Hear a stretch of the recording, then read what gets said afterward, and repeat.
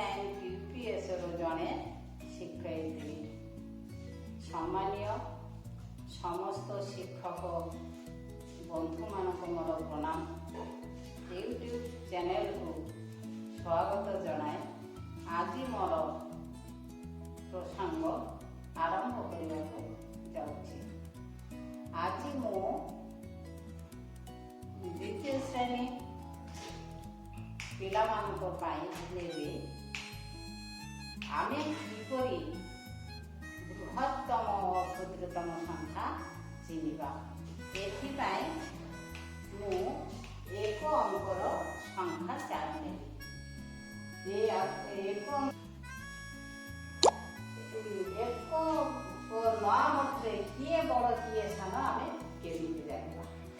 सेथिपाई आमे एक पाई गोटे अंग नेली एवं 9 पाई 9टी अंग नेली। एबे एक गोटे अंग बेसी ना 9टी अंग बेसी। एक अंग गोटे अंग कम एवं 9टी अंग बेसी। आउ गोटे उदाहरण 3 और 4 एई दुईटा मध्य किए सान किए बड़। 3 पाई नेली 3टी अंग एवं 4 पाई नेली 4टी अंग। हेले 3 बड़ ना 4 बड़? एठी 4 बड़। ठीक एबे एई 4 मधुरु एक अंक विशिष्ट सबुठारु सानो संख्या हेला 1 एवं एक अंक विशिष्ट सबुठारु बड़ संख्या हेला 9। एथिरु आमे कोन जानिले पिले? कम अंक ठारु कम अंक संख्या ठारु बेसी अंक संख्या बड़। एथर पिले आमे 2 अंक विशिष्ट संख्या 4 को नेमा।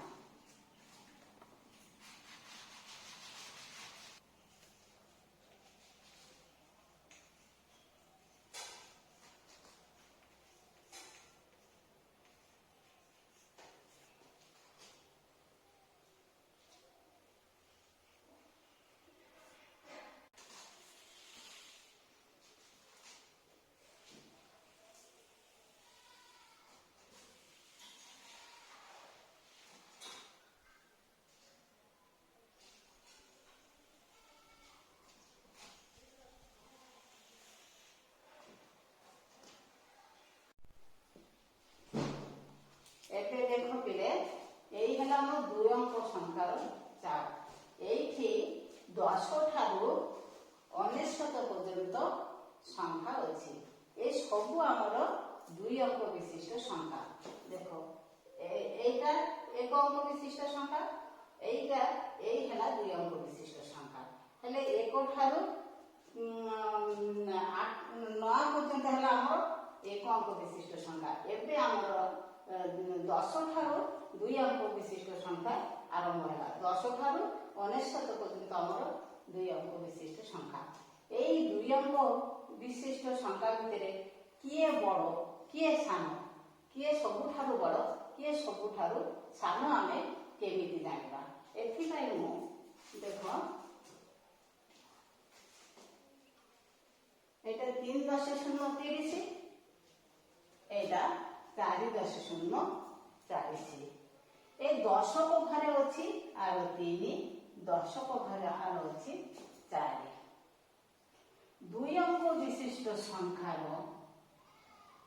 2 अंक विशिष्ट संख्यारे जहार 10 को घर अंक बड़ सेई संख्याटी आमे बड़ बोली जानिबा। एटा तो 10 को घर अंक एटा 3 अछि एटा 4 अछि। हेले 3 बड़ ना 4 बड़? ए 4 बड़। तेनो एई संख्याटा आमे बड़ बोली धरिबा। आ गोटे देखो एटा 50 एटा 60। ए सब 2 अंक विशिष्ट संख्या। 2 अंक विशिष्ट संख्यार जहार 10 के स्थान अंक बड़। एटा 10 को एटा हला हमर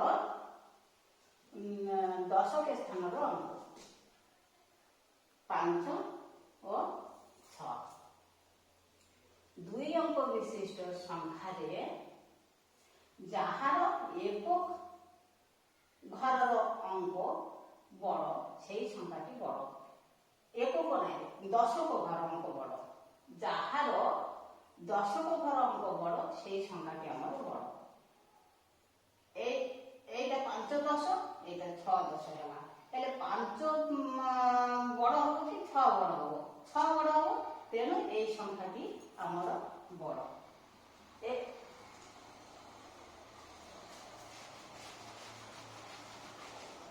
এছাড়া দেখো ଆଉ দুইটি সংখ্যা ମୁଁ ନେଉଛି। এই 14 এটা ହେଲା 18। এইটা মধ্যে 2 অঙ্ক বিশিষ্ট সংখ্যা। এই 2 অঙ্ক বিশিষ্ট সংখ্যা দশক স্থান অঙ্ক সমান। দশক স্থানের অঙ্ক যদি সমান থিলে একক ঘর অঙ্ক বড় থিলে সেই সংখ্যাটিকে আমি বড় বলি কহিবা। এটি দশক স্থান অঙ্ক, আর এক অছি আর এক অছি। হেলে আমার একক ঘর অঙ্ক কেতে অছি? 4 আর 8। হেলে 4 বড় না 8 বড়? এইটি 8 বড়। তেণু এই সংখ্যাটি আমার বড় বলি আমি জানিবা। আর গোটে উদাহরণ মু দেউছি দেখ। এইটা 35,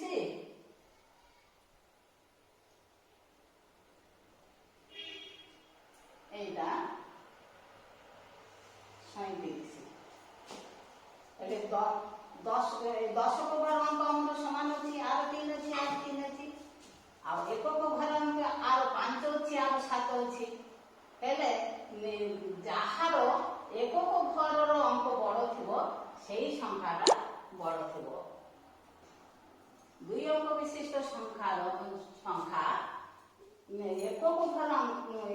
দশক ঘর অঙ্ক সমান এবং একক ঘর অঙ্ক বড় থিলে সেই সংখ্যাটি বড় বলি আমি কহিবা।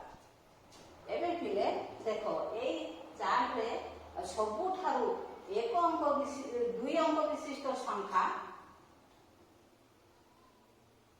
2 অঙ্ক বিশিষ্ট সংখ্যা মধ্যে ସବୁଠାରୁ সান সংখ্যা কিয়ে 10। ଆଉ 2 অঙ্ক বিশিষ্ট সংখ্যা মধ্যে ସବୁଠାରୁ বড় সংখ্যা ହେଲା ଆମର 19। এথুরা আমি কোন জানিলে পিলে? আমি জানিলু 2 অঙ্ক বিশিষ্ট সংখ্যারে যাହାର দশক স্থানর অঙ্ক বড় সেই সংখ্যাটি বড়। 2 অঙ্ক বিশিষ্ট সংখ্যা যাହାର